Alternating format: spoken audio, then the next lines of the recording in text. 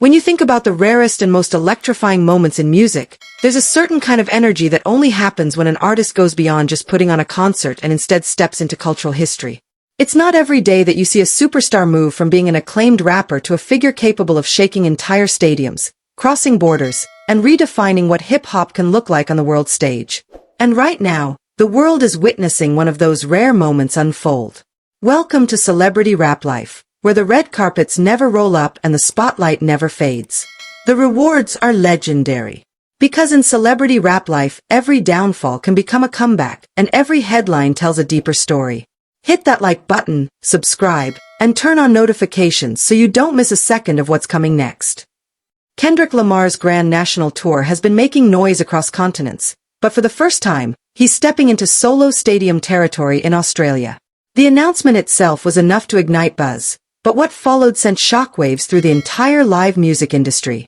The first two dates, at AAMI Park in Melbourne and Allianz Stadium in Sydney, sold out almost instantly, and the speed at which it happened confirmed what fans and critics alike have been saying. This isn't just a tour, it's a global movement.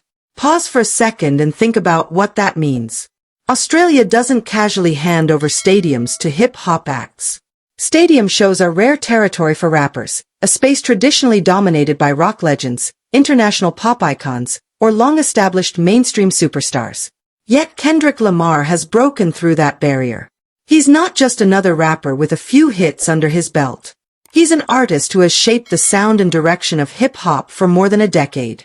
He's the only rapper in history to win a Pulitzer Prize for his words, a multiple Grammy winner, and a figure whose work gets studied everywhere from high school classrooms to university seminars. So when tickets went live for the Grand National Tour's Australian leg, people expected high demand, but no one predicted how quickly it would all disappear. Within hours, headlines screamed the news, sold out. To put the magnitude into perspective, AAMI Park in Melbourne holds around 30,000 people, while Allianz Stadium in Sydney seats a similar number. That's more than 60,000 tickets snapped up in a flash. And this wasn't a festival lineup with multiple artists drawing different crowds. It wasn't a joint headliner tour leaning on star power from another act. These were solo Kendrick Lamar shows, fueled entirely by the weight of his name, his catalog, and his legacy. For Australian fans, this wasn't just a chance to see a big show. It was history unfolding right in their backyard. The Grand National Tour has already been turning heads worldwide. In North America, Kendrick shared the stage with SZA, blending their energies to create performances that felt less like concerts and more like cultural ceremonies. But Australia will be different. These shows at AAMI Park and Allianz Stadium are solo showcases, designed to spotlight Kendrick at his most raw, his most powerful, and his most captivating. It's him, his vision, and his connection with tens of thousands of fans at once. That distinction makes the sellout even more staggering. He isn't leaning on collaborations to fill these stadiums. He's doing it alone, off the strength of his music and the loyalty of his audience. What makes this moment even more fascinating is the timing. Hip-hop in 2025 is in one of its most dramatic eras. The Kendrick-Drake feud has left scars across the culture, dividing fans and sparking debates that feel bigger than music. Many artists have been caught up in the back-and-forth noise, dropping songs aimed more at headlines than legacy. But while that chaos has consumed others, Kendrick has chosen a different route. He's letting his art, his performances, and his tour speak louder than any social media posts or interviews ever could. The Grand National Tour has become his ultimate statement of dominance. Not just in America, not just in Europe, but across the globe. The fact that he can travel halfway across the world, land in Melbourne or Sydney, and instantly sell out stadiums proves exactly where he stands right now, at the very top. Australia has always had a special connection with Kendrick Lamar. He's visited the country multiple times, from early festival slots that introduced him to curious audiences to his Damn tour in 2018, which packed out arenas. But those arena shows, topping out at about 15,000 people, feel small compared to what's happening now. In just a few years, his reach has doubled and tripled. His fan base has grown from devoted hip-hop listeners to an entire cross-section of Australia's youth culture. Songs like Humble, DNA, and Alright became anthems across high schools and universities.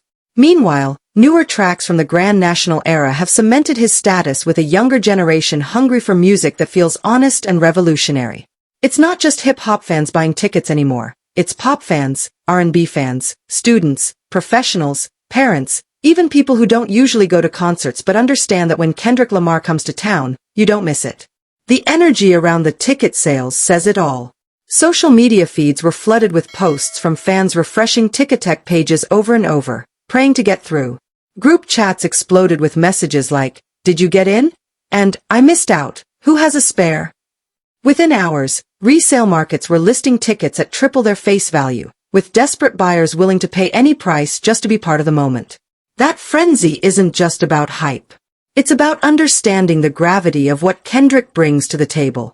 People know that when he performs, it's not simply a show, it's an event that carries weight, a night you'll never forget, the kind of thing you'll talk about 10 or 20 years from now with the same pride as saying you saw Michael Jackson, Prince, or Beyoncé in their prime. So what exactly can fans expect when the lights go down at AAMI Park and Allianz Stadium? If the rest of the Grand National Tour has been any indication, these shows won't just be playlists of greatest hits. Kendrick has been carefully crafting set lists that function like narratives, weaving together his discography into an emotional and cultural journey. One moment, he's whipping the crowd into chaos with songs like DNA, King Kunta, or Backseat Freestyle, and the next, he's pulling everything inward with tracks like Sing About Me, I'm Dying of Thirst, or new songs that dive into themes of vulnerability, grief, and triumph. Few artists in any genre have the ability to shift gears so seamlessly, holding tens of thousands of people in the palm of their hand whether they're dancing, shouting, or standing still in silence. And it's not just about the sound.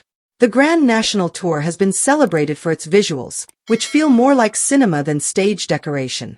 Giant screens bring the storytelling to life. Lighting design adds layers of symbolism. Stage setups transform from minimal intimacy to overwhelming spectacle, giving fans an experience that feels less like a concert and more like walking into Kendrick's mind. For Australian fans, many of whom have only seen clips online until now, these shows will be their first chance to step into that world fully. For some fans, it's not just their first Kendrick concert, it's the moment they've been waiting on for years. Not everyone had the chance to see him during past tours or festival runs.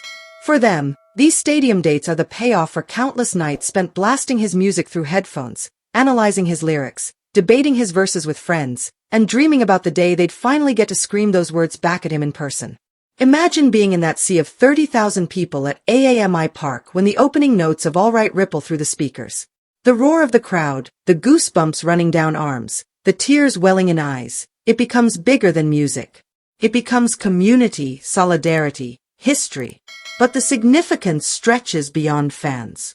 For promoters, venues, and the broader Australian live music industry, Kendrick selling out 2 stadiums represents a watershed moment. It proves that hip-hop isn't just arena-sized in Australia, it's stadium-sized. That reality will open the door for more global hip-hop artists to bring massive tours down under, shifting the balance of who gets to fill the country's biggest stages. For decades, those spots were reserved for rock and pop royalty. Now, in 2025, a rapper from Compton is carrying hip-hop to those heights in Australia. It's not just a personal win for Kendrick, it's a cultural milestone for the genre. And let's be clear about the symbolism. Hip-hop began as the voice of the marginalized, a genre born out of block parties, street corners, and community expression. For years, it wasn't taken seriously by the mainstream, and even when it became dominant in the US, global recognition was harder to achieve. Now, fast forward to today, and Kendrick Lamar is standing center stage in stadiums that once would have never imagined hosting a rapper. That image alone tells you everything about how far the genre has come and how much of that progress is tied to Kendrick's artistry. The only lingering question is whether more dates will be added. The demand is undeniable.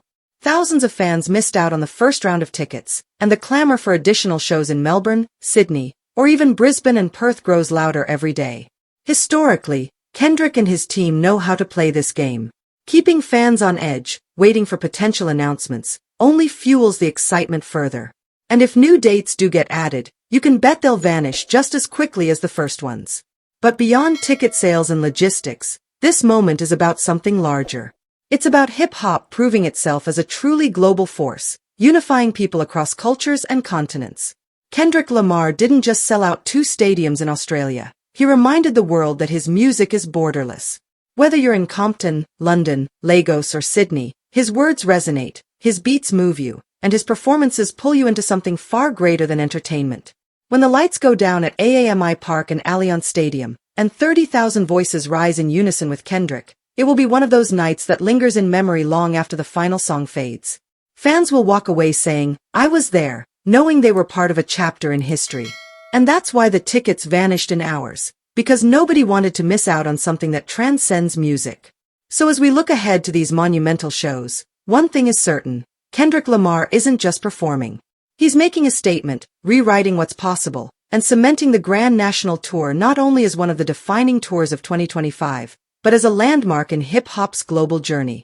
For everyone who managed to secure their spot, get ready. You're not just going to a concert.